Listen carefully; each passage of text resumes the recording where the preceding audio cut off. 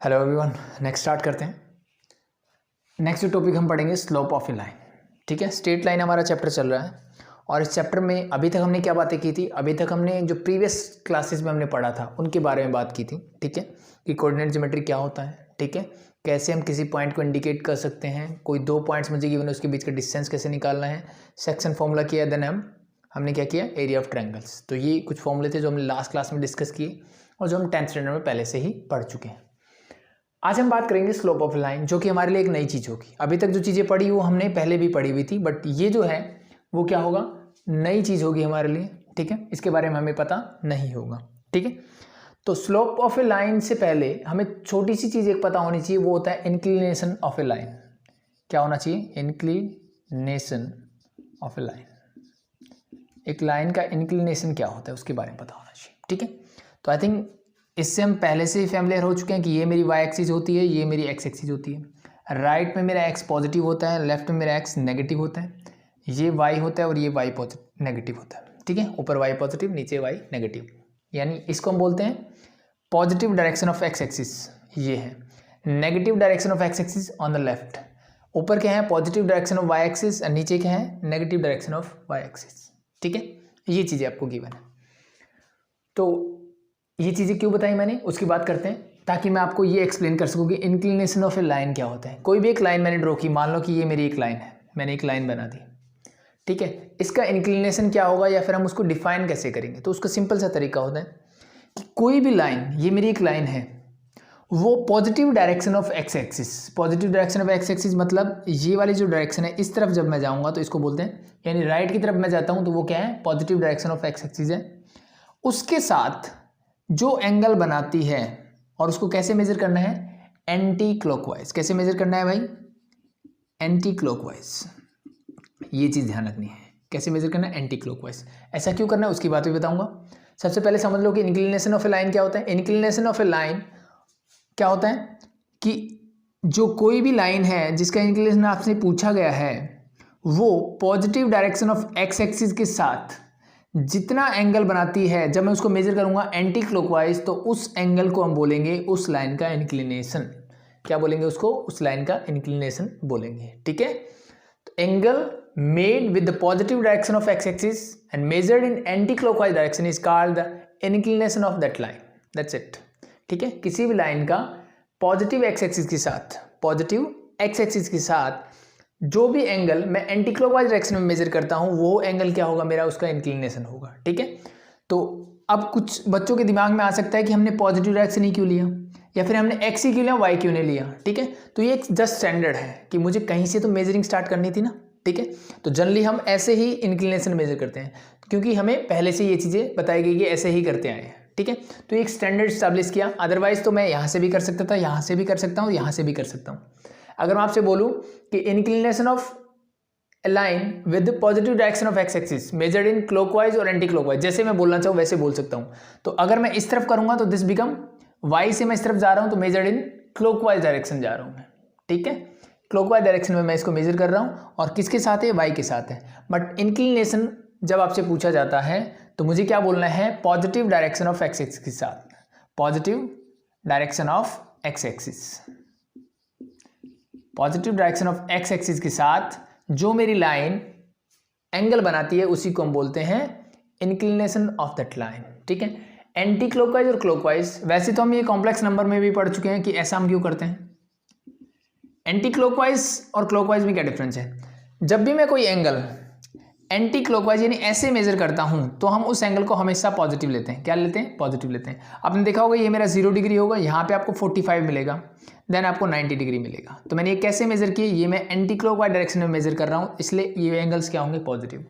वहीं पे अगर मैं एंगल्स को क्लॉकवाइज डायरेक्शन में मेजर करूंगा तो हमेशा आपने देखा होगा फोर्थ क्वाड्रेंट में एंगल में -45 -30 ऐसे बोलते हैं। तो हमेशा कैसे मेजर करते हैं, नेगेटिव। यानी एंटी क्लॉकवाइज डायरेक्शन में मेरे एंगल कैसे होते हैं, पॉजिटिव मेजर करता हूं मैं, और क्लॉकवाइज डायरेक्शन में वो कैसे होते हैं, नेगेटिव होते हैं। आई थिंक ये चीज़ आपको पहले से ही पता होगी। ठीक है, तो समझ में आया इंक्लिनेशन क्या होता है, सिंपल सा है। इंक्लिनेशन का मतलब है कोई भी line x axis, positive direction of X axis के साथ जितना एंगल बनाती है उस एंगल को ही हम बोलते हैं इंक्लिनेशन। अब ये जो मेरा इंक्लिनेशन है ये कहाँ से कहाँ तक जाना चाहिए, तो ये जो मेरा इंक्लिनेशन है, कोई भी एंगल, जैसे मैंने उसको थीटा बोला, तो ये जो एंगल है मेरा 0 से 180 के बीच में रहेगा। क्या रहेगा? 0 से 180 के बीच में रहेगा हमेशा। ठीक है, कैसे? जैसे फर्स्ट क्वाड्रेंट में होगा, ऐसे कोई भी लाइन होगी वो एक्यूट एंगल बनाएगी, तो मेरा कहाँ रहेगी? मेरी फर्स्ट क्वाड्रेंट में रहेगी हमेशा। कहाँ तक? वाई एक्सिस के, जब तक वो पैरेलल नहीं होती। कोई लाइन ऐसे निकल जाएगी तो वो कहाँ चली जाएगी? मेरी is in the second quadrant. तो जो एंगल बनाएगी वो कैसा हो जाएगा? Obtuse angle. और मैक्सिमम ये क्या हो सकती है? इस डायरेक्शन में जा सकती है, 180 डिग्री बना सकती है। ठीक है, अब ऐसे मत बोल देना कि मान लो हमने एक लाइन ऐसे बना दी, बोलो कि ये लाइन यहाँ से यहाँ तक ही है, यहाँ तक गई नहीं। अब ये कैसा एंगल बनाई थी? तो हमें इसको दोनों तरफ प्रोड्यूस करके देखना है। जहाँ ये एक्स एक्सिस को कट करेगी वहाँ से मुझे एंगल मेजर करना है। तो this angle is like that. मैं इसको ऐसे मेजर नहीं करूँगा, इसलिए मैंने स्पेसिफाई किया एंटी क्लॉकवाइज करना है और इस लाइन को प्रोड्यूस करना है। अगर ये मेरी एक्स एक्सिस को इंटरसेक्ट नहीं कर रही है तो मुझे उस कंडीशन में क्या करना है? इस लाइन को प्रोड्यूस करना है, तब मुझे चेक करना है। मान लो अगेन मैं एक लेता हूँ, मान लो मेरी लाइन एक यहाँ थी, ऐसे मैंने बोल दिया कि ये ए बी लाइन है, इसका एक्स एक्सिस के साथ इंक्लिनेशन क्या है? तो उसके लिए मुझे क्या करना पड़ेगा? या तो मैं इस एक्स एक्सिस को, यानी इसके पैरेलल कोई लाइन यहाँ बना दूँ, फिर ये एंगल मेजर कर लूँ, या फिर इस लाइन को मैं प्रोड्यूस कर दूँ और यहाँ पे एंगल मेजर कर लूँ। आई थिंक दोनों ही बातें सेम रहेगी, क्योंकि this is parallel to this, ये लाइन इसके पैरेलल है और इसी को मैंने प्रोड्यूस किया, तो ये तो सेम ही लाइन है। ठीक है, और ये एंगल और ये एंगल कौन से बनते हैं? क्रॉसपोंडिंग एंगल से, दोनों एंगल सेम ही रहेंगे। ठीक है, ये बहुत बेसिक चीज़ें आई थिंक आपको पता होनी चाहिए। समझ में आ गया भाई? ठीक है, तो मेरा इंक्लिनेशन 0 से 180 के बीच में रहेगा हमेशा, ये चीज़ ध्यान रख लेना। अब बात करते हैं हम स्लोप की, जो मेन मुद्दा था हमारा। ठीक है, इंक्लिनेशन समझ में आ गया होगा। अब बात करते हैं slope of a line. Slope of a line क्या होता है? सिंपली कुछ नहीं होता। जैसे मैंने इंक्लिनेशन ऑफ ए लाइन बोला कि एक एंगल थीटा होगा जो कि मैं positive direction of X axis के साथ बनाऊंगा। ठीक है, अब अगर मैं इस एंगल का क्या ले लूँ? टेंजेंट ले लूँ। क्या ले लूँ? टेंजेंट। तो this tangent theta is called the slope of that line. उसको हम क्या बोलेंगे? Slope of that line. यानी ये मेरी एक लाइन थी, ये एक्स एक्सिस के साथ थीटा एंगल बना रही थी, मैंने इस एंगल का टेंजेंट निकाल दिया, टेंजेंट थीटा निकाला, तो वो उस लाइन का क्या बन गया? मेरा स्लोप बन गया। क्या बन गया? स्लोप बन गया। और इसको हम एम से डिनोट करते हैं, स्मॉल एम से। ठीक है, किससे डिनोट करते हैं? स्मॉल एम से डिनोट करते हैं। आगे बात समझ में? सिंपल है। ठीक है, इतनी चीज़ आने के बाद अब देखो क्या होगा। कुछ स्पेशल केसेस होंगे इसमें। जैसे फॉर एग्जांपल, जैसे मैंने बोला कि मान लो ये मेरी एक्स एक्सिस है और मैं आपसे पूछूं इस एक्स एक्सिस का स्लोप ही क्या होगा? इसी एक्सिस का, एक्स एक्सिस का मैं आपसे स्लोप पूछूं तो क्या होगा? तो सिंपली मुझे पता है कि एक्स एक्सिस के साथ कितना एंगल बनाएगी? सेम ही लाइन है, मतलब 0 डिग्री। तो मेरा थीटा क्या होगा यहाँ पे? 0 डिग्री। तो मैं आपसे बोलूँ कि टेंजेंट 0, स्लोप क्या होगा उस लाइन का? टेंजेंट 0। टेंजेंट 0 कितना होता है? 0। इट मीन्स एक्स एक्सिस का स्लोप क्या होगा? मेरा हमेशा 0 ही होगा। सेम एज इट इज मैं आपसे बोलूँ कि एक लाइन है जो मैंने इसे पैरेलल ड्रॉ कर दी एक्स एक्सिस के, उसका स्लोप क्या होगा भाई? एक्स एक्सिस के पैरेलल ही लाइन है, उसका स्लोप क्या होगा? सिंपल सी बात है, एक्स एक्सिस के कोई भी पैरेलल लाइन है, इसको मैं उठा के वापस यहीं ला सकता हूँ, मतलब ये अल्टीमेटली एक्स एक्सिस ही बन जाएगी। इसका मतलब जितना एंगल एक्स एक्सिस का होगा उतना ही एंगल इसका होगा, यानी इसका 0 है तो इसका भी 0 होगा। तो इसका स्लोप एंगल 0 है तो टेंजेंट 0 इज 0। इट मीन्स वो सारी लाइनें including X axis and parallel to X axis, जो भी लाइंस होंगी उनका स्लोप हमेशा आपको क्या मिलेगा? It is always equal to 0। ये हमेशा क्या मिलेगा? 0 मिलेगा। द सेकेंड इंपॉर्टेंट केसेस, अगर मैं बात करता हूँ वाई एक्सिस की, तो वाई एक्सिस का स्लोप क्या होगा भाई? तब मेरे दिमाग में आएगा एक्स और वाई के बीच में एंगल होता है 90 डिग्री, यानी वाई एक्सिस जो है एक्स एक्सिस के साथ एंगल जो बनाती है वो बनाती है 90 डिग्री। तो अगर मैं इसका स्लोप निकालना चाहूँ तो वाई एक्सिस का स्लोप क्या होगा? M tangent theta. Now theta is 90 degree. Y axis का एक्स एक्सिस के साथ इंक्लिनेशन कितना है? 90 डिग्री। तो टेंजेंट 90, इसका स्लोप हो गया। तो टेंजेंट 90 की वैल्यू क्या होती है? हम बोलेंगे जी नॉट डिफाइंड। ये तो डिफाइंड ही नहीं होता। क्या नहीं होता? ये तो डिफाइन ही नहीं होता। इट मीन्स वाई एक्सिस का स्लोप क्या होगा? मेरा डिफाइन नहीं होगा। एज इट इज अगर मैं इसके पैरेलल कोई भी लाइन लेता हूँ, सीधी सी बात, इसके पैरेलल मतलब ये एक्सिस के साथ हमेशा क्या बनाएगी? 90 बनाएगी। तो इसका मतलब इनका स्लोप भी डिफाइन नहीं होगा। तो कोई भी लाइन जो वाई एक्सिस या वाई एक्सिस के पैरेलल होगी उन सब का जो स्लोप होगा वो डिफाइन नहीं होगा। ये चीज़ समझ में आ गई होगी, सिंपल है, बहुत आसान है। ठीक है, अब एक दो चीज़ें और बता देता हूँ, उसके बाद मैं इस पे बेस्ड क्वेश्चंस बताऊंगा आपको। ठीक है,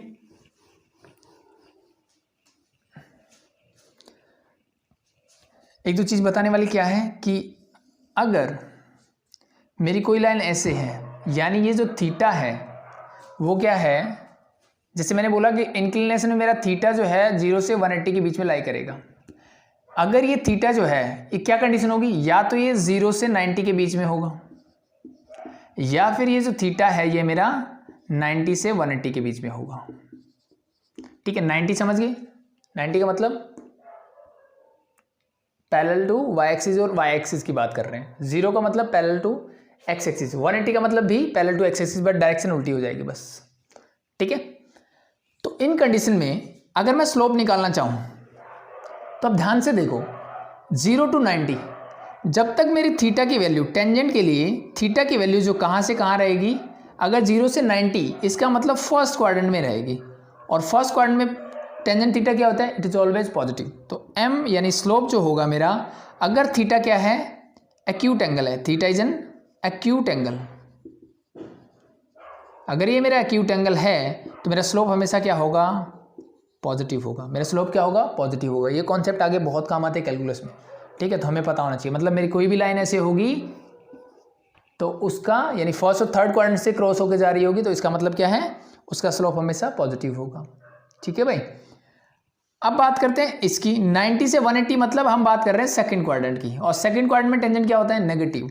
यानी जब मेरा थीटा जो है ऑब्ट्यूस एंगल होगा, इंक्लिनेशन जो है वो कैसा होगा, ऑब्ट्यूस एंगल होगा, then your tangent theta is always negative. ये क्या होगा, नेगेटिव, यानी तब मेरा स्लोप क्या होगा, नेगेटिव होगा। ये छोटी छोटी बातें थी जो हमें पता होनी चाहिए। ठीक है, तो अगर ये चीज़ें पता लग गई तो अब देखो इस पे बेस सबसे बेसिक क्वेश्चंस आपके कैसे पूछे जाते हैं। तो एक तो आपका example number 1 he I think, just a minute, example number 1 का फोर्थ पार्ट, इसमें बोला make find the slope of the line. Example 1 का डी पार्ट है, find the slope of the line making inclination of 60 degree with the positive direction of X axis. ये तो बहुत आसान सा क्वेश्चन दे दिया मुझे। ये मेरी positive direction of X axis है, इसने बोला कि एक लाइन है, ठीक है, वो क्या करती है, positive direction of X axis के साथ 60 डिग्री का एंगल बनाती है। तो मुझे उसका स्लोप बताओ। सिंपल है, स्लोप क्या होगा भाई, स्लोप होता है मेरा टेंजेंट थीटा, थीटा क्या है 60, तो टेंजेंट 60, टेंजेंट 60 क्या होता है भाई, वो होता है मेरा √3। क्या होगा, √3। तो दैट्स योर आंसर, सिंपल है। क्या हमेशा ऐसे सीधे साधे क्वेश्चन पूछे जाएंगे, बिल्कुल भी नहीं। ठीक है, अब इसके लिए आप देखो आपकी एक्सरसाइज का question number 7, exercise 10.1 question number 7। अब इसने क्या बोला, find the slope of a line. मुझे एक लाइन का क्या करना है, स्लोप निकालना है। Find the slope of a line which makes an angle of 30 degree, जो कि 30 डिग्री का एंगल बनाती है with the positive direction of Y axis. अब ये चीज देखने वाली है, with the positive direction of Y axis measured anticlockwise. अब इसने क्या बोला, इसने बोला कि 30 डिग्री का एंगल बनाती है, किसके साथ, positive direction of Y axis. Y axis ये होती है और इसकी पॉजिटिव डायरेक्शन होती है ये वाली, इसके साथ 30 डिग्री का एंगल बनाती है। अब 30 डिग्री कैसे बना सकती है, या तो ऐसे मतलब एंटी क्लॉकवाइज डायरेक्शन में, या फिर ऐसे यानी क्लॉकवाइज डायरेक्शन में। तो इसने स्पेशली बोला मेजर्ड एंटी क्लॉकवाइज। तो वाई एक्सिस से एंटी क्लॉकवाइज मतलब मैं इस तरफ जाऊंगा, इस तरफ जाओगे तो ये जो एंगल बनेगा ये मुझे गिवन है 30 डिग्री। तो now we have to find the slope of this line. मुझे क्या करना है, इस लाइन का स्लोप निकालना है। तो हमने स्लोप क्या पढ़ा था, हमने स्लोप तो ये पढ़ा कि टेंजेंट ऑफ इंक्लिनेशन एंगल, जो भी मेरा इंक्लिनेशन एंगल होगा उस लाइन का, उसका टेंजेंट ले लो आप। ठीक है, तो मैं आपसे पूछूं कि इसका इंक्लिनेशन एंगल क्या होगा, यानी ये लाइन कितनी इंक्लाइंड होगी, तो वो तो मैं मेजर करता हूं positive direction of X axis से। तो वो कैसे करोगे, तो अब मुझे पता है ये तो होता है 90 और ये दे दिया 30, तो ये टोटल कितना हो गया, ये टोटल हो गया जी 120। कितना हो गया, 120 डिग्री। तो it means your slope is tangent 120। अब टेंजेंट 120 डायरेक्ट वैल्यू याद है, बहुत अच्छी बात है। नहीं याद है तो हमारे पास तरीका होता ही है कि मैं टेंजेंट को क्या लिख सकता हूँ, इसको मैं 180 माइनस 60 कर सकता हूँ। अब टेंजेंट 180 माइनस 60 कौन सा क्वाड्रेंट है, सेकंड में टेंजेंट क्या होता है, नेगेटिव। 180 बोलता है no change means tangent as it is, और 60 degree as it is. Tangent 60 की वैल्यू अभी भी की थी, दैट इज योर -√3, तो दैट्स योर आंसर। यही मैंने बताया था कि अगर मेरा एंगल जो है फर्स्ट क्वाड्रेंट में होगा तो मेरा स्लोप पॉजिटिव होगा। पिछले क्वेश्चन का आंसर क्या आया था, 60 डिग्री एक्यूट एंगल था, आंसर क्या आया था, √3 ओनली, पॉजिटिव। और जब ये एंगल ऑब्ट्यूज मतलब 120 डिग्री हो गया, सेकंड क्वाड्रेंट में पहुंच गया, तो मेरा इंक्लिनेशन क्या आ गया, मेरा स्लोप क्या आ गया, नेगेटिव आ गया। सिंपल है। अति कितनी चीज समझ में आ गई, ठीक है, आगे बढ़े। अब देखो इस पे बेस्ड नेक्स्ट, अब ये तो हो गया बहुत सिंपल सा, ठीक है। इससे रिलेटेड आप और भी क्वेश्चंस देख सकते हो, जैसे फॉर एग्जांपल, चलो एक दो और बता देता हूँ कि जरूरी नहीं है, जैसे वाई एक्सिस के साथ बोला, अगर मैं यहाँ पे बोलता कि find the slope of a line, ठीक है, which makes angle of 30 degree और 45 degree, let be it is 45 degree, which make angle of 45 degree with negative direction of X axis, negative direction of X axis measured clockwise. अब मैंने बोला measured clockwise, पहले तो 45 बना रहा है, ठीक है, नेगेटिव डायरेक्शन मतलब ये वाली जो negative direction of X axis है इसके साथ बना रहे हैं। मेजर क्लॉकवाइज, क्लॉकवाइज मेजर करना है, तो क्लॉक कैसे चलती है, ऐसे चलती है, तो इस तरफ जो है ये 45 डिग्री बना रहे हैं, दिस इज योर 45 डिग्री, मुझे इसका स्लोप निकालना है। तो स्लोप निकालने के लिए एंगल ऑफ इंक्लिनेशन चाहिए, वो कैसे निकालोगे, पॉजिटिव डायरेक्शन, यानी मुझे ऐसे ये वाला इतना एंगल चाहिए, ये एंगल निकालना है। तो अब मुझे पता है ये पूरा एंगल कितना है, 180, 180 में से मैं अगर मैं 45 माइनस कर दूँ तो मेरे पास बचेगा ये वाला, it means that is your 135। बस इसका टेंजेंट ले लो, दिस बिकम टेंजेंट 135, जैसे लास्ट के एज इट इज निकाल लेना, ये मुझे मिलेगा -1, दैट्स इट, ठीक है। तो ऐसे वो कुछ भी बोल सकते हैं, बस आपको समझ में आना चाहिए कि मुझे क्लॉकवाइज किस तरफ, एंटी क्लॉकवाइज किस तरफ, और किससे जाओगे, हमेशा जिस एक्सिस के साथ बात करेगा उसके साथ। ऐसा नहीं कि इस लाइन, मैं तो इस लाइन के क्लॉकवाइज या एंटी क्लॉकवाइज जाऊंगा, नहीं, मुझे एक्सिस के साथ जो बोला जाता है उससे क्लॉकवाइज या एंटी क्लॉकवाइज मेजर करना होता है, ठीक है। तो नेगेटिव डायरेक्शन थी, क्लॉकवाइज था और 45 था, तो मेरी लाइन यहाँ कुछ बनेगी, दैट्स इट, ठीक है। तो ये सबसे बेसिक क्वेश्चंस होंगे जो आपसे पूछे जा सकते हैं, ठीक है।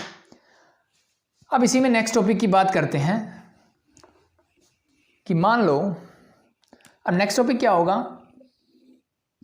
कि जरूरी थोड़ी हर बार मुझे एंगल गिवन हो। अगर मुझे कोई भी एक लाइन गिवन है ऐसे, और उस पे इसने कोई 2 पॉइंट दे दिए, let be it is x2 y2 and 1 point is x1 and y1, ये मुझे 2 पॉइंट दे दिए, और मुझे इसका क्या पूछा है, स्लोप पूछा है। स्लोप मतलब m मतलब टेंजेंट थीटा मेरे से पूछा गया, तो मैं इसको कैसे निकाल सकता हूँ, इस टाइप के क्वेश्चंस को मैं कैसे सॉल्व करूँगा, ठीक है। देखो इजी है। अब मुझे ये बताओ, यहाँ से मैं एक परपेंडिकुलर ड्रॉ कर सकता हूँ और यहाँ से मैं एक परपेंडिकुलर ड्रॉ कर सकता हूँ, या सुनो, इस पॉइंट को मैं नीचे लिख देता हूँ, चलो, ठीक है। और ये अब जैसे मैंने ये जो लाइन ड्रॉ की यहाँ से, ठीक है, अब मैं आपसे सीधा बोल सकता हूँ ये जो लाइन है इसके परपेंडिकुलर है, क्योंकि ये भी 90 बना रहा है, ये भी 90 बना रहा है, सेम एज इट इज ये जो लाइन है वो पैरेलल टू किसके, वाई एक्सिस के, परपेंडिकुलर का मतलब यही था। अब आप लोगों ने पढ़ा होगा, एक चीज़ देखी होगी कि ये जो मेरी एक्सिस है ये वाई के पैरेलल है, वाई के क्या है, पैरेलल। तो इसकी इक्वेशन क्या होती है, इसकी इक्वेशन होती है x is equal to A, yes और नो, यानी x की वैल्यू इस पर क्या रहेगी, कांस्टेंट रहेगी। यहाँ भी a है, यहाँ भी a है, यहाँ भी a है, बट यहाँ पे x की वैल्यू क्या है, x2 है। तो इसका मतलब एक चीज़ कंफर्म है कि यहाँ x की वैल्यू तो x2 रहेगी, लेकिन y ऊपर से नीचे आ रहा है तो कुछ चेंज होगा, x की वैल्यू क्या रहेगी, कांस्टेंट रहेगी। सेम एज इट इज अगर मैं बात करूँ इस लाइन की, तो this line is parallel to X axis, तो इसकी इक्वेशन क्या होती है, y is equal to B like something, यानी यहाँ पे y कांस्टेंट रहता है, यानी y की वैल्यू सेम रहेगी जो थी, क्योंकि इसके पैरेलल है। अब यहाँ पे मान लो y 3 है, तो इस पॉइंट पे भी y 3 रहेगा ना, इसके पैरेलल तो कहीं मूव कर जाओ आप, 3 रहेगा, तो same as it is, it mean this point is y 1, तो यानी इस पॉइंट के कोऑर्डिनेट मुझे मिल गए ये वाले। ये चीज़ आई थिंक समझ में आ गई होगी, ठीक है। इन चीज़ों के बारे में हम लास्ट क्लास में भी डिस्कस कर चुके हैं। अब ये जो लाइन है वो एक्स एक्सिस के पैरेलल है, ठीक है। मुझे क्या मैं इसको बोल सकता हूँ कि ये जो थीटा है this is your angle of inclination of this line, यानी इस लाइन के लिए इंक्लिनेशन की जब मैं बात करूंगा तो ये एंगल थीटा मुझे बताएगा कि ये जो लाइन है वो कितनी इंक्लाइंड है एक्स एक्सिस के साथ, ठीक है। और मुझे क्या निकालना है इसका स्लोप, मतलब टेंजेंट थीटा निकालना है। तो अब टेंजेंट थीटा निकालना आप लोगों ने सीखा था, कैसे निकालते थे, 10th में पढ़ते थे कि मैं अगर थीटा है, थीटा के सामने परपेंडिकुलर और थीटा के साथ क्या होता है बेस, और ये मेरा है 90, तो यानी मैं अगर P/B निकाल दूं यहाँ पे तो मेरा काम बन जाएगा। क्या निकाल दूं, P/B। तो P यानी ये वाला डिस्टेंस आप कैसे निकाल सकते हो, सिंपल सा है। तो मेरे पास ये y2 ये y1 है, क्या मैं यहाँ से y2 माइनस y1 कर सकता हूँ, और ये जो इक्वल होगा ये इस परपेंडिकुलर के इक्वल होगा, यस और नो, ठीक है। सिंपल सा है। देखो अगर मान लो ये y एक्सिस के पैरेलल कोई लाइन है और यहाँ पे मेरे पास कोई पॉइंट होता है, लेट बिट इज 3,5 और यहाँ पे मान लो 3,1, क्योंकि x तो कांस्टेंट रहने वाला है। तो आपसे पूछूं ये डिस्टेंस कितना है, तो मुझे पता है कि यहाँ से मैं पहले 1 गया तब ये पॉइंट मिला, और यहाँ से जब मैं 5 गया तो ये पॉइंट मिला। तो इन दोनों के बीच का डिस्टेंस कैसे निकालोगे, 5 - 1 दैट इज 4। तो वही काम मैंने वहाँ किया। सेम एज इट इज जब आप ये वाला डिस्टेंस निकालोगे तो यहाँ क्या चेंज हो रहा है, x, y तो सेम है, तो ये डिस्टेंस निकलेगा x2 - x1 से। तो मेरे पास बेस भी तैयार है, मेरे पास परपेंडिकुलर भी तैयार है, जस्ट वैल्यूज पुट कर दो। It mean slope is equal to tangent theta, और टेंजेंट थीटा क्या होता है, P/B, और P क्या है, y2 - y1 divide by x2 - x1। This is your slope. ये मैंने क्या किया, ये मैंने किया कि जब मुझे किसी भी लाइन पे 2 पॉइंट्स गिवन होंगे और मुझे अगर उसका स्लोप निकालना है तो मैं ऐसे निकाल सकता हूँ डायरेक्टली। कैसे, ऐसे निकाल सकता हूँ डायरेक्टली। देखो अब इसमें बेस्ड आपका एग्जाम्पल नंबर 1 जो है उसमें सिंपल से क्वेश्चंस दिए हुए हैं। पहले 3 पार्ट जो एग्जाम्पल नंबर 1 में वो इसी से रिलेटेड है। देखो example number 1, find the slope of the line passing through the points 3, -2 and first point is 3, -2 और सेकंड पॉइंट है मेरे पास -1, 4, ठीक है। तो सेम एज इट इज जैसे हम 10th क्लास में पढ़ते थे, आपको x1 y1 ये लेना है, ये ले लो, ये लेना है, ये ले लो, उस चीज़ से कोई फर्क नहीं पड़ेगा मेरे रिजल्ट पे, ठीक है। तो जो लेना है ले सकते हो। मान लो मैंने इसको x1 लिया, इसको y1 लिया, ये मैंने x2 लिया, y2 लिया, मुझे इसका स्लोप पूछा गया, तो m क्या होगा, that is simply y2 - y1 means 4 - -2 y2 - y1 whole divide by x2 that is -1 minus x1 that is 3। Solve करो इसको, this minus minus become plus, 4 + 2 that is 6, -1 - 3 that become minus का 4। Simplify करते हैं, 2 3 जा 2 2 जा, it means your answer is -3/2। Your answer is -3/2। तो समझ जाओ नेगेटिव आने का मतलब क्या है। हम आपसे पूछता हूँ नेगेटिव स्लोप, नेगेटिव आने का मतलब क्या है, मतलब ये जो लाइन है, ये जो लाइन है ये मेरी y एक्सिस, ये x एक्सिस, तो ये लाइन कुछ ऐसे नहीं होगी कभी भी, ये लाइन सेकंड क्वाड्रेंट में ऐसे जाएगी, मतलब ये लाइन कहीं ऐसे ऐसे कुछ होगी, ठीक है। आपके पास 2 पॉइंट्स हैं, आप उसको ड्रॉ भी करके देख सकते हो ग्राफ में, इसलिए वो लाइन हमेशा ऐसे पास होगी। सिंपल है, हो जाएगा। यहीं पे अगर मान लो ये -3 होता, -3 होता तो क्या, ये माइनस माइनस हो जाता प्लस, तो अब मेरा आंसर क्या मिलता, ये मिलता है +2, तो अब मेरा जो स्लोप आता है वो मिलता है मुझे +3। इट मीन्स ये लाइन कुछ ऐसे, यानी फर्स्ट क्वाड्रेंट में, यानी थीटा जो होगा वो क्या होगा, एक्यूट एंगल होगा इस केस में। दैट्स इट, सिंपल सी चीज़ है।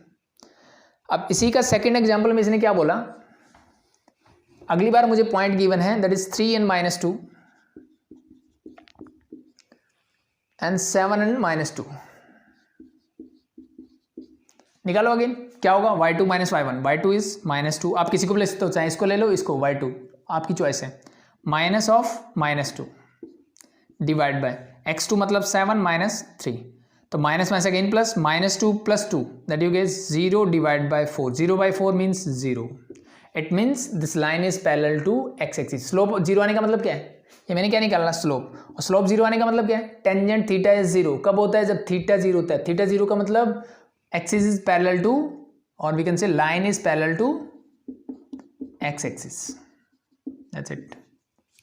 सिमिलरली जैसे लास्ट नेक्स्ट में मुझे क्या हुआ ना 3, अगर मुझे नीचे वाला 0 मिलता, अगर मुझे समथिंग डिवाइड बाय मान लो 4/0 समथिंग ऐसे कुछ मिलता, तो ये टर्म क्या होती है, हमें पता है कि डिनोमिनेटर में कभी भी 0 नहीं आ सकता, it mean this is not defined, ये क्या हो जाती है उस कंडीशन में मेरी नॉट डिफाइंड टर्म हो जाती। अगला एग्जांपल आपका इसी पे बेस्ड है, खुद से करके देखना, ठीक है।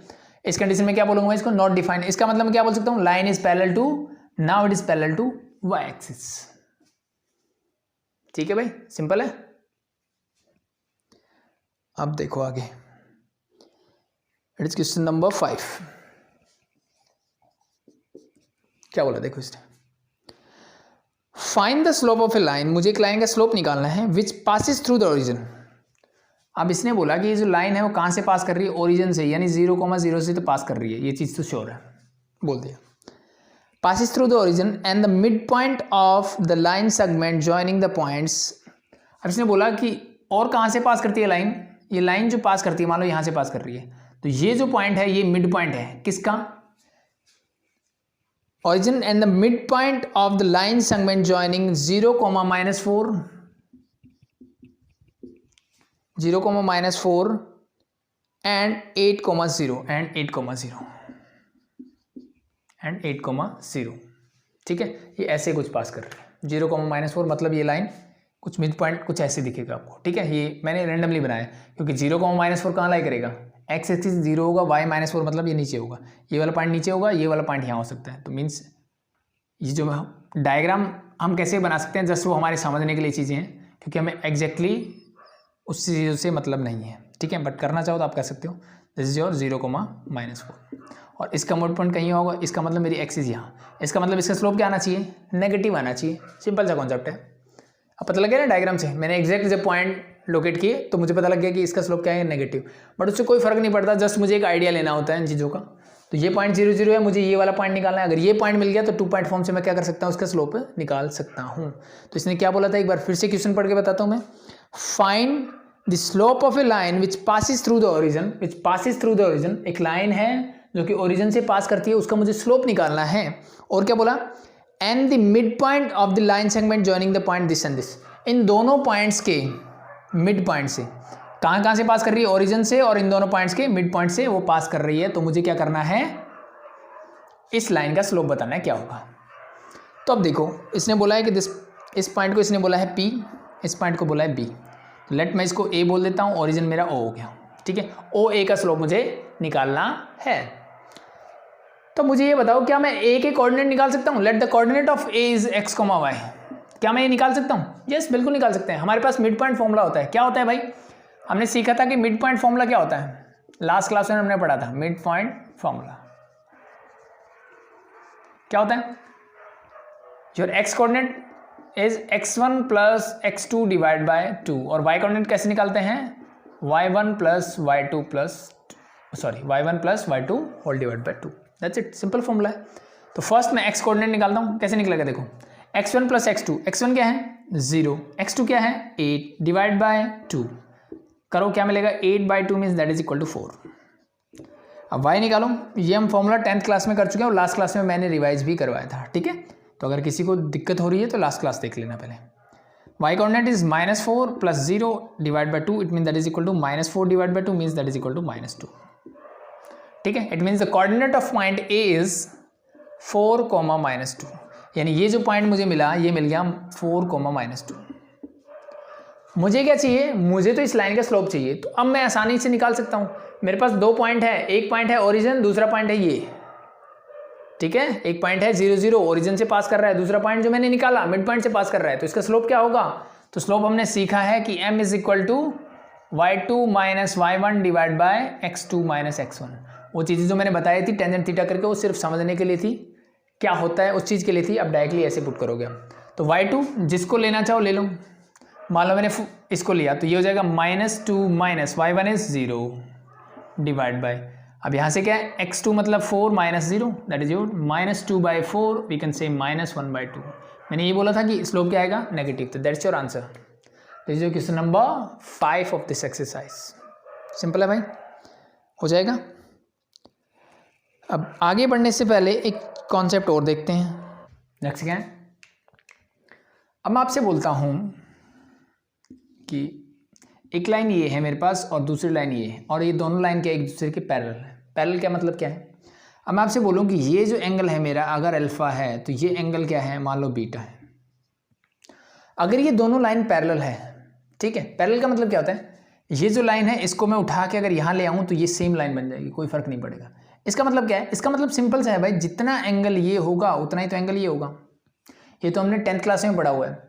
ये और ये लाइन पैरेलल है तो ये मेरा ट्रांसवर्सल का काम कर रहा है, तो ये और ये क्या होंगे, एंगल इक्वल होंगे। कौन सा पेयर बनता है, क्रॉसपॉन्डिंग एंगल्स का पेयर। इट मीन सिंपली मेरे पास क्या होगा, अल्फा इक्वल टू बीटा होगा।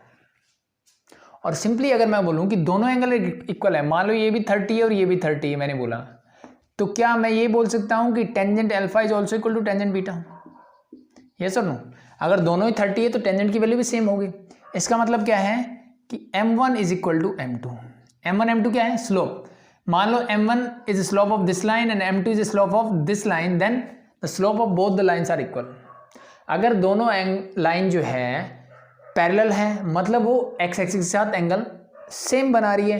अगर वो x एक्सिस के साथ एंगल सेम बना रही है तो उनका टेंजेंट भी सेम होगा, और टेंजेंट किसी एंगल का क्या होता है, slope of that line. It mean slope भी उनका क्या होगा, इक्वल होगा। तो this is the condition of parallel lines.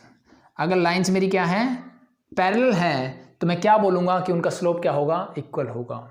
तो ये चीज़ आपसे आगे मेरी जरूरत पड़ सकती है। कैसे कि अगर मैं बोलता हूँ कि दो लाइन्स है जिनका स्लोप इक्वल है, तो इसका मतलब वो दोनों लाइन्स क्या है, पैरेलल है। अगर मैं बोलता हूँ कि दो लाइन्स पैरेलल है, इसका मतलब मैं इसको यूज कर सकता हूँ कि वो दोनों का स्लोप क्या होगा, इक्वल होगा। ठीक है, परपेंडिकुलरिटी के लिए कंडीशन और देख लेते हैं, फिर इन पे बेस्ड क्वेश्चंस देखते हैं। देखो कैसे मिलते हैं मुझे। अब मैं बात करता हूँ, ये तो बात होगी पैरेलल लाइन्स की, ठीक है भाई। अब अगर मान लो मेरे पास कुछ दो लाइन्स ऐसे हैं, एक लाइन ये होगी मान लो, दूसरी लाइन ये है, और ये एक दूसरे के साथ क्या बनाती है, 90 डिग्री का एंगल बनाती है। क्या बनाती है भाई, 90 डिग्री का एंगल बनाती है। ठीक है, तो इनके लिए क्या कंडीशन होगी, तो सिंपल से देखो, मान लो पहली लाइन ये है, ये जो एंगल बनाती है दैट इज योर अल्फा। ये जो लाइन है एक्स एक्सिस के साथ एंगल बनाती है बीटा। अब मैंने यही क्यों लिया, क्योंकि मैंने स्टार्टिंग से डिफाइन कर रहा हूँ कि इंक्लिनेशन क्या होता है, positive direction of X axis के साथ हमेशा लिया जाता है। ठीक है, तो इसी डायरेक्शन में मुझे लेना है हमेशा। इतनी चीज समझ में आ गई। ठीक है, दोनों लाइन्स क्या है, let be this line is L1, this line is L2, और इसका स्लोप मान लो मैंने बोला M1 है और इसका स्लोप बोला मैंने M2 है। ये स्लोप हो गया मेरे दोनों लाइन्स का, और ये एंगल्स बन रहे हैं और ये दोनों एक दूसरे क्या है, परपेंडिकुलर है। तो इस परपेंडिकुलर की कंडीशन क्या होगी, ठीक है, तो उसको ध्यान से समझो। मैं आपसे बोलूं कि एंगल बीटा जो है वो 90 प्लस एंगल अल्फा होगा, कैसा होगा, बिल्कुल होगा। ठीक है, ये हमने प्रॉपर्टी पढ़ी हुई थी, एक्सटीरियर एंगल प्रॉपर्टी। ये मेरी एक ट्रायंगल बन रही है देखो, और इस ट्रायंगल में इस लाइन को जब मैंने प्रोड्यूस किया तो ये जो लाइन है ये इस लाइन के साथ एक एंगल बनाई, दैट इज योर बीटा। तो ये मेरा क्या होगा, एक्सटीरियर एंगल होगा। और ये एक्सटीरियर एंगल क्या होता है, अपोजिट इंटीरियर एंगल के सम के इक्वल होता है। यानी इसके साथ वाला छोड़ दो, बस ये वाला, बाकी जो दो एंगल बच गए उन दोनों को ऐड कर दो तो ये बीटा मुझे मिलेगा। ठीक है, ये क्या मिलता है, बीटा मिलता है। ठीक है, ये हम 8th स्टैंडर्ड में सीखते हैं। इतनी चीज समझ में आ गई। अगर इतनी चीज समझ में आ गई तो अब मैं क्या लेता हूं, टेकिंग टेंजेंट बोथ साइड, मैं दोनों तरफ टेंजेंट लेता हूं। This become your tangent beta. ठीक है, और ये क्या हो जाएगा मेरे, ये हो जाएगा tangent 90 plus alpha. I think इतनी चीज समझ में आ गई, कोई प्रॉब्लम नहीं। ठीक है, टेंजेंट बीटा को मैंने एज इट इज रखा। टेंजेंट 90 प्लस अल्फा क्या होता है, 90 plus theta your second quadrant. Second quadrant में टेंजेंट पहली चीज तो माइनस 90 का बोलता है, 90 बोलता है टेंजेंट को बना दो कोट, और अल्फा मेरा as it is. Second quadrant उसका नेगेटिव, 90 का बोलता है टेंजेंट को बना दो कोट, अल्फा मेरा एज इट इज। ठीक है भाई, अगर इन चीज़ों में प्रॉब्लम हो रही है तो आप क्या करोगे, कॉम्प्लेक्स नंबर जो मैंने करवाया था, ठीक है, इस वीडियो में लिंक में भी डाल दूंगा। कॉम्प्लेक्स नंबर में मैंने ये वाली चीज़ें बहुत डिटेल में करवाई थी स्टार्टिंग से। ठीक है, तो एक बार उसको देख लेना, या ट्रिग्नोमेट्री भी आपने किया है तो उसमें भी बहुत डिटेल में हुआ है। इन चीज़ें आगे समझ में। अब मैंने इस टेंजेंट बीटा को एज इट इज रखा, माइनस को एज इट इज रखा, और कोट अल्फा को लिख दिया 1 बाय टेंजेंट अल्फा। ये हम सब जानते हैं कि कोट और टेंजेंट क्या होते हैं, एक दूसरे के रेसिप्रोकल होते हैं। तो कोट अल्फा को मैं टेंजेंट अल्फा भी लिख सकता हूँ, कोई प्रॉब्लम नहीं है। अब टेंजेंट बीटा क्या था, टेंजेंट बीटा हैज ही मेरा लाइन 2 का स्लोप, यानी इसको मैं बोल सकता हूँ M2। यस और नो, टेंजेंट एंगल बीटा है तो उसका मैंने टेंजेंट लिया तो ये बन गया लाइन 2 का slope is equal to -1 as it is. Tangent alpha क्या है, पहली लाइन, यानी इसका टेंजेंट अल्फा मतलब इसका स्लोप, यानी इसको मैं बोल सकता हूँ M1। इस M1 को इधर ले आओ तो इसका मतलब क्या होगा, इंप्लाइज दैट M1 मेरा आएगा इधर, तो M1 into M2 is equal to हो गया -1। ये मेरी कंडीशन होगी जब दो लाइन मेरी क्या होंगी, परपेंडिकुलर होंगी। चीज़ समझ में आई होगी, ये जिससे मैंने प्रूव करा। तो ये एग्जाम पॉइंट ऑफ व्यू से इंपॉर्टेंट नहीं है, मेरे लिए इंपॉर्टेंट क्या है, बस ये कंडीशन मुझे पता होनी चाहिए। इंपॉर्टेंट क्या है, मुझे ये कंडीशन पता होनी चाहिए कि जब दो लाइन पैरेलल होगी तो दोनों का स्लोप इक्वल होगा, लेकिन जब दो लाइन परपेंडिकुलर होगी तो दोनों के स्लोप का प्रोडक्ट जो है वो -1 के इक्वल होगा। ये चीज़ मुझे ध्यान रखनी है बस, ठीक है, सिंपल है। तो अब इन पे बेस्ड कुछ क्वेश्चंस देख लेते हैं जिनसे हमें इनके यूजेस का पता लगेगा। तो दो चीज़ें मुझे मिली है। The first one is when the line are parallel तो m1 equal to m2, when the line are perpendicular then m1 m2 का प्रोडक्ट जो है वो -1 के इक्वल होगा। कैसे आया वो मैंने आपको बता दिया, ठीक है। Tangent of angle beta mean slope of line 2, tangent of alpha mean slope of line 1, that's it, ठीक है। तो इन पे बेस्ड क्वेश्चंस देखते हैं अभी। देखो भाई, पहले देखते हैं क्वेश्चन नंबर 6, ठीक है, बहुत बेसिक से क्वेश्चंस हैं। क्या बोला है, without using Pythagoras theorem. Pythagoras theorem का यूज मुझे नहीं करना है, पहली चीज तो ये। Show that the points 4,4, the first point is 4,4, the second one is 3,5 and the last one is -1, ये 3 पॉइंट्स हैं। तो without using Pythagoras theorem show that the points this and this are vertex of a right angle triangle. यानी मुझे prove करना है कि ये तीनों जो पॉइंट्स हैं वो क्या है, एक राइट एंगल ट्रायंगल के वर्टेक्स हैं। क्या है, एक राइट एंगल ट्रायंगल के वर्टेक्स हैं। तो भाई पाइथागोरस थ्योरम तो यूज नहीं करनी। यानी ये क्वेश्चन मुझे 10th में दिया जाता तो मैं कैसे करता, मैं डिस्टेंस फॉर्मूला निकालता, तीनों का डिस्टेंस निकालता जो भी आता, फिर उसमें पाइथागोरस थ्योरम में यानी किसी एक साइड का स्क्वायर जो है बाकी दो साइड्स के स्क्वायर के सम के इक्वल होता तो मैं इसको कर देता। ये हमने 10th में भी किया था। बट यहाँ पे क्या नया है और क्या चीज़ें ईजी होगी मेरे लिए, और मुझे कैसे निकालना विद द हेल्प ऑफ, किससे निकालेंगे हम, स्लोप, क्योंकि हमने अभी स्लोप ही पढ़ा है।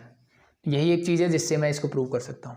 तो उससे कैसे करें, तो अभी जो लास्ट टॉपिक हमने पढ़ा वो हमने ये पढ़ा कि अगर मेरी कोई दो लाइंस हैं वो परपेंडिकुलर होगी तो उन दोनों का स्लोप का जो प्रोडक्ट है वो किसके इक्वल होगा, -1 के इक्वल होगा। किसके इक्वल होगा, -1 के इक्वल होगा। तो अगर मुझे इसको एक राइट एंगल ट्रायंगल प्रूव करना है तो मुझे सिर्फ एक ही चीज़ प्रूव करनी है कि ये एक एंगल 90 डिग्री प्रूव करना है। एक एंगल 90 का मतलब है मुझे कुछ ऐसे दो लाइनें एक दूसरे के परपेंडिकुलर होगी तो अपने आप ही वो 90 हो जाएगा, ठीक है। तो बस यही चीज़ प्रूव करनी है। तो इसके लिए क्या किया जाए, सिंपल सा कॉन्सेप्ट है। मान लो ये पॉइंट मेरा ए है, ये पॉइंट मेरा बी है और ये पॉइंट मेरा सी है। अब मैं ये तो नहीं बता सकता कि ये ए बी सी कौन कौन से पॉइंट्स हैं, नो प्रॉब्लम, कोई दिक्कत नहीं है। मुझे क्या करना है, देखो इन तीनों से या तो ये साइड बनेगी, ये साइड, ये साइड, 3 साइड बनने वाली है। अगर मैं तीनों लाइन के स्लोप निकाल लूँ, सिंपली तीनों लाइन की क्या निकाल लूँ, स्लोप निकाल लूँ, और किसी दो का प्रोडक्ट अगर मुझे ये मिल जाता है तो मेरा काम बन जाएगा। किसी दो का मतलब ये और ये जो लाइन है इन दोनों का स्लोप मुझे क्या चाहिए, -1 चाहिए। अब मुझे नहीं पता कि पॉइंट ए ये है कि ये है कि ये है, तो इट्स ओके। तो ये जस्ट मैं आपको समझाने के लिए बता रहा था। मुझे डायरेक्टली क्या करना है, सबसे पहले मैं ए और बी का स्लोप निकालता हूँ। तो अगर मैं आपसे बोलूँ कि स्लोप ऑफ ए बी क्या होगा, स्लोप ऑफ ए बी मतलब एक पॉइंट ये है, एक पॉइंट ये है, इन दोनों को ज्वाइन करने से ऐसे, पॉइंट ए पॉइंट बी, तो इनको ज्वाइन करने से कुछ ऐसे बनेगा मेरा। तो ये हमने अभी पढ़ा था कि slope of a line when 2 points are given कैसे निकालते हैं। तो सिंपल सा फॉर्मूला था मेरे पास, y2 - y1 divide by x2 - x1। अब जो दिल करे y2 ले लो, बट जो y2 होगा उसके साथ x2 होना चाहिए, ये ध्यान रखना, ठीक है। तो y2 मान लो मैंने इसको माना तो ये हो जाएगा 5 - y1 is 4 whole divide by x2। अब y2 ये माना तो x2 ये होगा 3 माइनस यहाँ से मिलेगा 4। Solve it, 5 - 4 that is 1, 3 - 4 that is -1, it mean your slope is -1। तो ए बी का स्लोप क्या आया, -1। एज इट इज मैं BC का निकालता हूं, तो स्लोप ऑफ BC निकालो क्या होगा। अगेन y2 BC मतलब ये और ये पॉइंट है, तो y2 मान लो मैंने इसको माना तो -1 माइनस यहाँ से मिलेगा -5 अगेन -1 तो x2 - x1 that is 3। You get -6 divide by -4, minus get cancel out, 2 2 जा 2 3 जा, योर स्लोप इज 3/2। अब देखो क्या इन दोनों का प्रोडक्ट -1 हो सकता है, नहीं लग रहा, छोड़ देते हैं। एक पॉइंट और है मेरे पास, कौन सा बचा, A और C। तो स्लोप ऑफ AC निकालो, सेम y2 किसको मान रहे हो, उसी को मान लें, तो -1 यानी C पॉइंट को, यहाँ पे होगा -4 होल डिवाइड बाय अगेन -1 और यहाँ होगा -4। तो you get here this is -5 divide by -5, minus and minus get cancel out, 5 and 5 get cancel out, you get 1। तो अब मुझे दिख रहा है कि slope of A B into slope of A C क्या क्या है, ये तो है -1 और ये है 1 और प्रोडक्ट क्या आ रहा है अल्टीमेटली -1। क्या मुझे ये चाहिए, m1 एंड m2 दोनों का स्लोप क्या है -1, तो मैंने कोई भी दो स्लोप देखे उनका प्रोडक्ट क्या मिलेगा -1। तो देयरफॉर मैं क्या बोल सकता हूँ कि A B is perpendicular to A C. और इससे मैं क्या बोल सकता हूँ, मान लो ए बी और ए सी, तो ए पॉइंट यहाँ होगा, मान लो बी यहाँ होगा और सी पॉइंट कुछ ऐसे होगा। तो अब मुझे मिल गया कि ए बी जो है वो ए सी के परपेंडिकुलर, मतलब ये एंगल क्या है 90 डिग्री है। अगर ये 90 it means A B C is an right angle triangle, that's it, simple है। तो मुझे कोई भी स्लोप अगर मेरे से परपेंडिकुलर पूछा जाए, राइट एंगल ट्रायंगल पूछा जाए, स्लोप निकालो, कोई दो स्लोप पकड़ो, उनका प्रोडक्ट अगर मुझे -1 मिल जाता है तो इट मीन्स वो दोनों एक दूसरे के परपेंडिकुलर है। परपेंडिकुलर मतलब 90 है, 90 है मतलब राइट एंगल ट्रायंगल है, दैट्स इट, सिंपल है, हो जाएगा। आई थिंक क्वेश्चन नंबर 7 हम पहले से कर चुके हैं, मैंने आपको करवा दिया था। और क्वेश्चन नंबर 8 इसके बाद करवाता हूं, पहले 9 देख लो। क्वेश्चन नंबर 9 देख लेते हैं।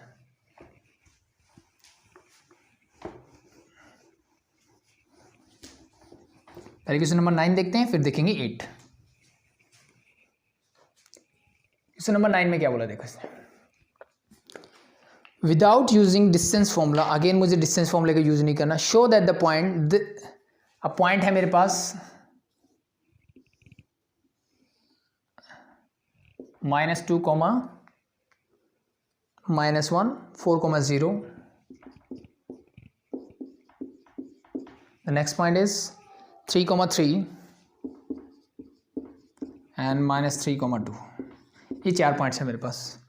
Without using the distance formula show that the point जो आपको गिवन है are the vertex of a parallelogram. तो जब भी पैरेललोग्राम की बात होती है, किसी भी चीज़ की बात होती है, तो मुझे इस सीक्वेंस में लेने होते हैं हमेशा पॉइंट्स इधर। तो मुझे प्रूव करना है कि ये क्या होंगे, मेरे वर्टेक्स ऑफ ए पैरेललोग्राम होंगे। तो let be this point is, मैं इसको बोलता हूँ ABCD। तो मैंने इसी सीक्वेंस में, जिस सीक्वेंस में गिवन थे उसी सीक्वेंस में पॉइंट ले लिए, ठीक है। तो ट्रायंगल में ना थोड़ा अलग होता है कि ट्रायंगल में मैं क्या A, अब B यहाँ भी ले लो यहाँ भी ले लो, कोई फर्क नहीं पड़ता। तो ये वो हमेशा या तो ऐसे बन जाएगा या ऐसे बन जाएगा। इसमें भी आप सीक्वेंस ऐसे बना लो चाहे ऐसे बना लो, उससे कोई फर्क नहीं पड़ेगा, ठीक है। अल्टीमेटली आपकी बातें वही रहेगी। तो क्या करना है मुझे, इसको पैरेललोग्राम प्रूव करना है। तो पैरेललोग्राम के लिए मुझे बस पता होना चाहिए कि इसकी प्रॉपर्टी क्या है। भाई सिंपल सा कॉन्सेप्ट है, इसकी प्रॉपर्टी ये होगी कि AB जो है वो CD के पैरेलल हो जाए और BC जो है वो पैरेलल हो जाए AD के। अगर ऐसा हो गया तो that's enough to prove that this is a parallelogram. अगर किसी भी क्वाड्रिलेटर की अपोजिट साइड अगर मेरी पैरेलल होती है तो मैं उसको पैरेललोग्राम बोल सकता हूं। तो इसके लिए हमने क्या चीज सीखी पैरेलल के लिए, तो हमने ये सीखा कि भाई दो लाइन तब पैरेलल हो सकती है जब उनका स्लोप इक्वल हो, जब उनका क्या हो, स्लोप इक्वल। तो अगर उनका स्लोप इक्वल है तो मैं बोल सकता हूं कि दोनों लाइन क्या है, पैरेलल है। इसका मतलब क्या करना पड़ेगा, मुझे यहाँ पे फिर से स्लोप निकालना पड़ेगा। किस किस का निकालोगी, पहले AB का निकाल लो। तो स्लोप ऑफ AB क्या होगा, कैसे निकालोगे, सेम y2 माइनस y1, क्या फॉर्मूला है मेरे पास, y2 minus y1 divide by x2 minus x1।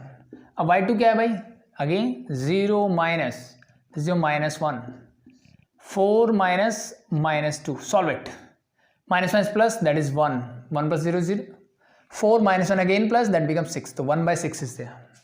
Now we have to find, अब डायरेक्टली AB के बाद मैं डायरेक्टली CD का निकालता हूँ क्योंकि यही इसके पैरेलल हो सकती है, क्योंकि वर्टेक्स मुझे सीक्वेंस में लेना है। ऐसा नहीं करना कि 4, 0 मैंने यहाँ ले लिया, सेम ऑर्डर में होने चाहिए जिस ऑर्डर में मुझे गिवन है, ठीक है। ABCD या फिर इसको कुछ भी बोलो लेकिन सीक्वेंस यही होना चाहिए। फर्स्ट पॉइंट आप यहाँ ले लो कोई फर्क नहीं पड़ता, लेकिन उसके बाद जो चलेगा वो कॉन्टिन्यूस चलना चाहिए। अब मैं निकालता हूँ किसका, CD का। तो स्लोप ऑफ CD निकालो, डायरेक्टली बोल दूँ, किसी को भी ले लो, y2 कोई फर्क नहीं पड़ता। तो मान लो मैंने इसको बोला 3, तो 3 - 2 ये हो जाएगा 3 minus -3, solve it, 3 - 2 that is 1, minus plus 3 + 3 6, दोनों इक्वल है। तो देयरफॉर मैं बोल सकता हूँ कि slope of AB is equal to slope of CD, therefore AB is parallel to CD। But इतने से पैरेललोग्राम तो नहीं बना, मुझे तो इन दोनों का भी निकालना पड़ेगा क्योंकि एक पेयर सिर्फ पैरेलल होने से मेरा पैरेललोग्राम नहीं बनता है, दूसरा पेयर भी पैरेलल होना चाहिए। तो BC का स्लोप निकालो, slope of BC। Again same sequence, तो 3 - 0, y2 - y1 and 3 - 4। You solve it, you get -1। 3 - 0 is 3 and here -1, it means -30 answer for this.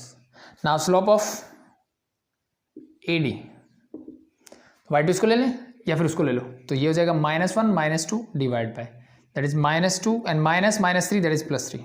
Solve it, ऊपर मिलेगा -3, नीचे मिलेगा +1, तो अगेन योर आंसर इज -3।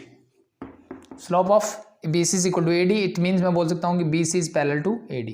अगर BC AD के पैरेलल है, ये दोनों लाइन पैरेलल है, ये दोनों पैरेलल है, तो it means this is a parallelogram. That's it, simple. अब देख लो आज का लास्ट क्वेश्चन, क्वेश्चन नंबर 9 करवा दिया, 8।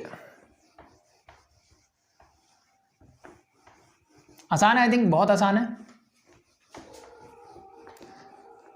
अब क्वेश्चन नंबर 8 क्या बोलता है भाई? ये बोलता है कि find the value of x for which the points x -1, एक पॉइंट मुझे गिवन है x, -1,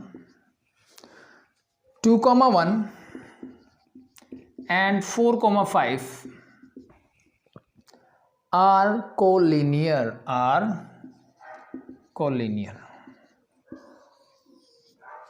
इसने बोला कि मेरे पॉइंट जो है कोलिनियर है। तो आई थिंक कोलिनियर के बारे में पहले से जानते हैं क्या होता है भाई। कोलिनियरिटी का मतलब होता है कि ये तीनों पॉइंट्स कहाँ लाई करने चाहिए, एक ही स्ट्रेट लाइन में होने चाहिए, एक ही लाइन, यानी तीनों जो पॉइंट है मेरे, मान लो एक यहाँ होगा, एक दूसरा यहाँ होगा और तीसरा इसी लाइन पे कहीं होगा, या आगे पीछे हो सकते हैं, उससे कोई फर्क नहीं पड़ता, लेकिन होंगे एक ही स्ट्रेट लाइन पे। कोलिनियर का मतलब क्या होना चाहिए, वो एक ही स्ट्रेट लाइन में होने चाहिए, ठीक है। तो जब मैं आपको स्लोप के बारे में समझा रहा था, मैंने आपको बताया कि ये मेरी एक लाइन है, ये एंगल मेरा थीटा है। अब एक्स एक्सिस के पैरेलल में यहाँ पे एक लाइन ड्रा कर दूँ तो ये भी तो मुझे थीटा ही मिलेगा, यहाँ कर दूँ तो ये भी मुझे थीटा ही मिलेगा। यानी किसी भी पॉइंट पे इस लाइन पे आप चेक करो स्लोप, ठीक है, यानी किसी भी पॉइंट में मैं एंगल मेजर करता हूँ तो हमेशा क्या मिलेगा, थीटा मिलेगा। यानी सिंपल सा कॉन्सेप्ट ये है कि अगर मैंने एक पॉइंट यहाँ लिया और इस लाइन का स्लोप निकाला तो क्या मिलेगा, टेंजेंट थीटा। यहाँ से एक पॉइंट लिया और यहाँ से निकाला तो उसका स्लोप भी क्या मिलने वाला है, टेंजेंट थीटा ही मिलने वाला है। तो एक तरह से मैं बोल रहा हूँ कि दोनों लाइन क्या है, आप इनको बोल सकते हो पैरेलल भी है, बट कोलिनियरिटी में क्या होगा, एक पॉइंट कॉमन भी होगा। यानी मैंने एक लाइन ली, इसके पैरेलल यहाँ भी ड्रॉ करोगे ना थीटा, तो स्लोप तो इन दोनों का भी इक्वल आएगा क्योंकि ये पैरेलल है। बट कोलिनियर और पैरेलल में क्या डिफरेंस होगा, उसमें ये डिफरेंस होगा कि ये जो लाइन है मेरी कहीं पे भी चेक करो एंगल तो थीटा बनाएगी, लेकिन अगर मैं यहाँ पे मान लो एक पॉइंट बी लेता हूँ और एक पॉइंट ए है, दिस पॉइंट इज सी। अब मैंने ए बी का इंक्लिनेशन चेक किया, दैट इज थीटा, और इसका स्लोप चेक किया तो वो मुझे मिला टेंजेंट थीटा। फिर एज इट इज मैंने बी सी का स्लोप चेक किया, वो मान लो मुझे मिला अगेन टेंजेंट थीटा। तो इसका मतलब क्या है, इन दोनों का स्लोप तो एम ही है, यानी इक्वल है, और इनके बीच में एक कॉमन पॉइंट भी है।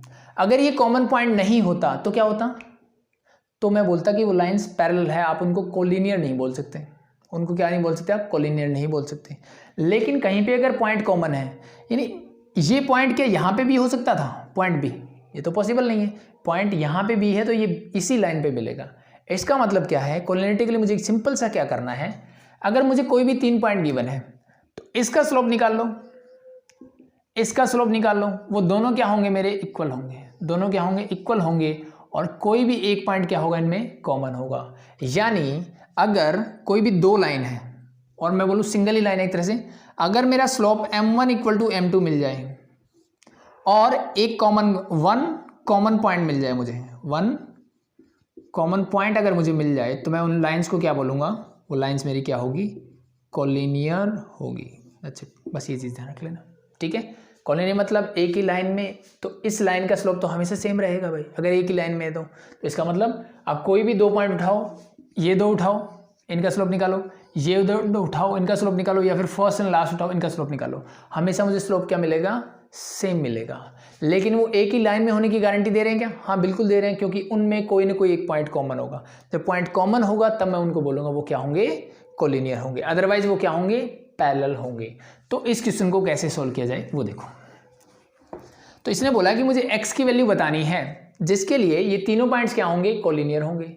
इसका मतलब मैंने इसको मान लो पॉइंट A बोला, इसको B बोला, इसको C बोला। कोलिनियर का मतलब ये है कि स्लोप ऑफ कोई भी दो पॉइंट लो, मैंने लिया A B, must be equal to slope of, अब इन दोनों में से कोई एक पॉइंट कॉमन होना चाहिए, चाहे ए ले लो चाहे बी ले लो। आई थिंक बी ले लेते हैं, क्यों? क्योंकि यहां पे मेरे पास वेरिएबल कम रहेगा, तो मैंने पॉइंट लिया बी सी। ठीक है, slope of A B is equal to slope of B C. ठीक है, ए बी सी अगर कोलिनियर है देन मेरे पास ये कंडीशन होनी चाहिए कि slope of A B must be equal to slope of B C. अगर ऐसा है तो ए बी का स्लोप कैसे निकालोगे? ये दो पॉइंट से स्लोप निकालो, y2 माइनस y1, वही करना है। तो मैंने y2 इसको ले लिया क्योंकि माइनस में है, तो y2 is -1, y1 is again -1 हो जाएगा।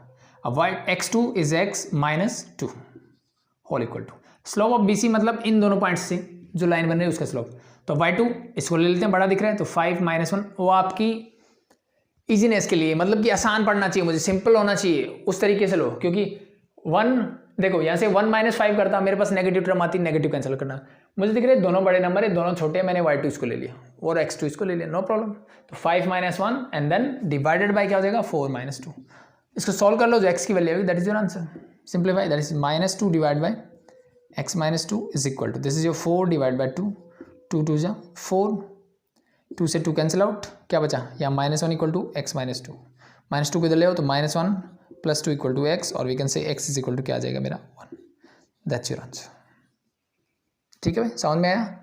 इसका मतलब अब मुझे ऐसा भी हो सकता था कि इस क्वेश्चन में वो ऐसे देता कि ये 1 देता और वो बोलता कि चेक करो ये कोलिनियर है कि नहीं है, चेक करो कोलिनियर। तो कैसे करते? सेम कॉन्सेप्ट, अब यहाँ इक्वल टू छोड़ दो, मैं पहले स्लोप ऑफ ए बी निकालता, तो इसके लिए मुझे ऐसे निकलता। ठीक है, तो ये x की वैल्यू क्या है, दैट इज 1, तो ये 1 आती, तो यहाँ से मुझे वैल्यू मिलती कि this is your -1 divide by -2 divide bye -1, it means ये मुझे मिलता 2। सेम एज इट मैं यहाँ से सोल्व करता तो इसका स्लोप भी क्या मिलता मुझे, 2 ही मिलता।